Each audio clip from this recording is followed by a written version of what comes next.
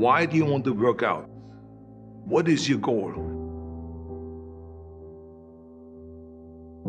The most important thing is that you have a vision, that you have a goal. Because without that vision and without that goal, again, you're drifting around and you're never going to end up anywhere.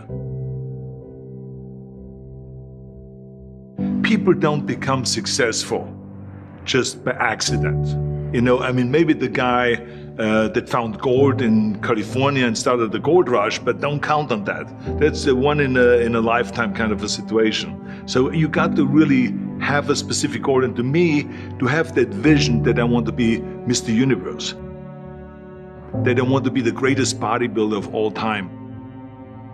That was a great vision, and that specifically to look like Reg Park and to be up there on that stage and to lift the trophy overhead and to win the championship over and over and over again. So that was a great goal. You have to have a goal. Now, it doesn't have to be that specific goal, but it has to have some goal. This is why I always recommend to people, sit down, take your time, and start thinking about, why do you want to work out? What is your goal? And that can be as crazy as it is. It could be, I want to impress girls. If that's your goal, so be it, but it motivates you. It could be that you're emulating a certain, bodybuilder or a certain football player, a certain boxer, whatever it is. Have those pictures put all over the wall like I did when I was a kid. I put pictures of Reg Park and of Sonny Liston, of boxers and of Ali and of powerlifters and weightlifters all over my bedroom, wall. So that every day when I go to sleep, every day when I wake up, I look at those pictures and they motivate me. You need that motivation, and then therefore you have this kind of imprint in front of you all the time, and you know exactly what you're chasing. People always come up to me and says, why are you smiling? You're working out 5 hours a day. You're doing the same as the other guys, but the other guys have a sour face. They're pissed off that they have to do another rep or another set or something. I looked forward to another 1,000 reps of sit-ups. I looked forward to another 500 pounds of leg press or squat. I looked forward to doing more and more curls until my arms fall off. Why? Because I knew that every rep that I did and every set that I did and more weights that I lifted, I get one step closer to turning that vision into reality. So I was turned on by that. I was excited. I couldn't wait to get to the gym.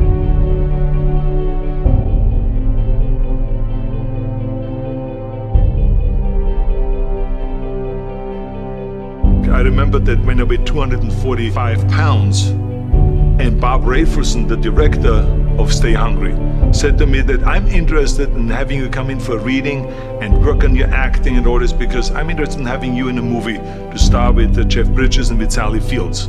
I was delighted about that, and I was excited, and I started pumping up more and more. And then he said, but I don't want you to weigh more than 210 pounds. You want me to be in the movie, but I'm weighing 245, 246. I say, I just won the Olympia, I say, which was 1974, and I was really at my biggest. And but he demanded that, and he says, look, it's very simple.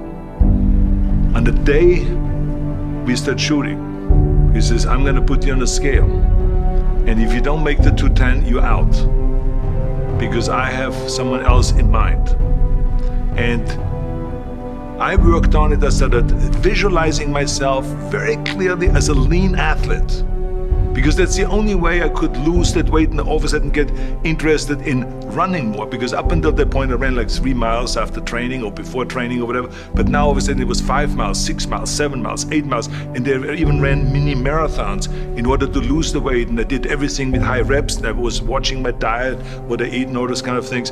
And but the day before, I remember we were in Birmingham, Alabama. The day before I was at the YMCA with Bob Rafelson. He was swimming and I was working out, and I was running. There was a track there and I was running. He says, let's step on the scale. And I stepped on the scale and I weighed 209. So it just shows you what is possible if you visualize exactly what you want to look like.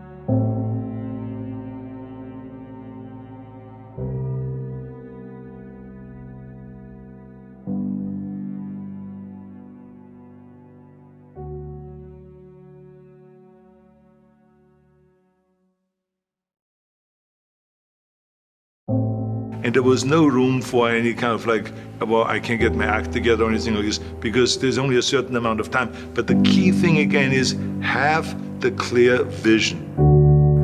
Have the specific goal of what you want to accomplish, because then you never go to the gym and you say, the day I feel down a little bit, I don't know what it is all about, I don't know my life, I'm confused. No, I tell you that I was a perfect example of someone that was not confident at all.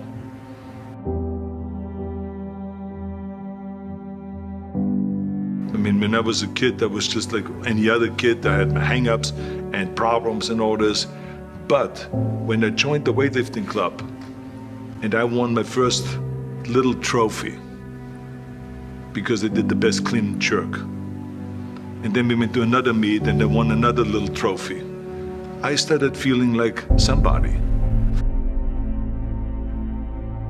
But the bottom line is, everyone can use the same method, because I used it in politics, I used it in making money, I used it in everything that I've done in the movie business. When you have one little victory, little victories add up, and that is what gives you then ultimately confidence.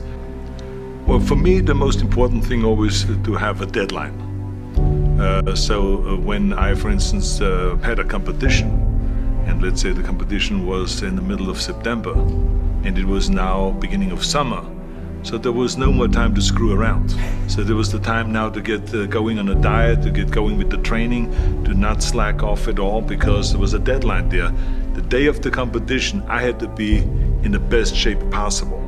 And I knew that if I come to the competition and I lose because I did not schedule my training the proper way, or I didn't have the right frame of mind, or I didn't give everything, literally worked my butt off, I would be just so angry.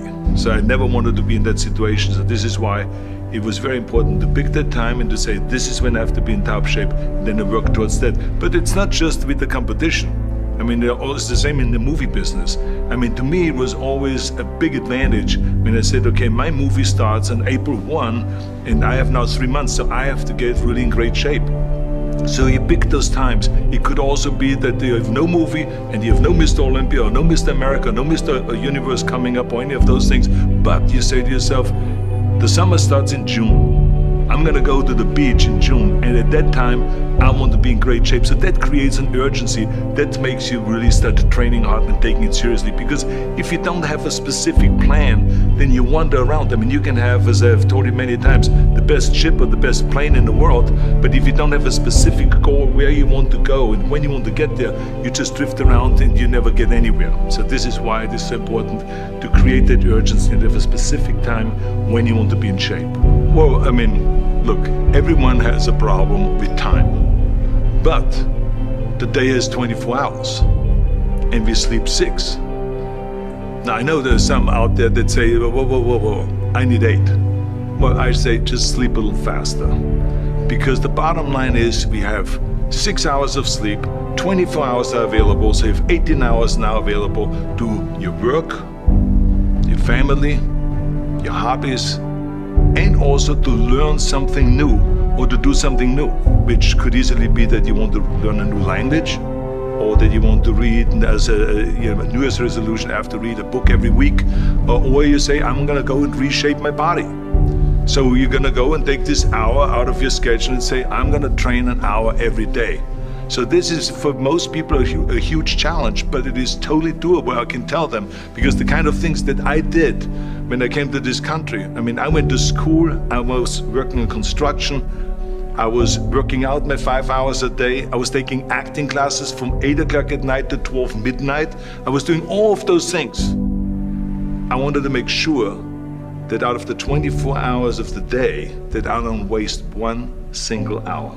Those hours were too precious. And so there I just want to tell people, don't give me this thing, I have a difficult time with the time and I don't have time for this and I don't have that. You have time, you make the time.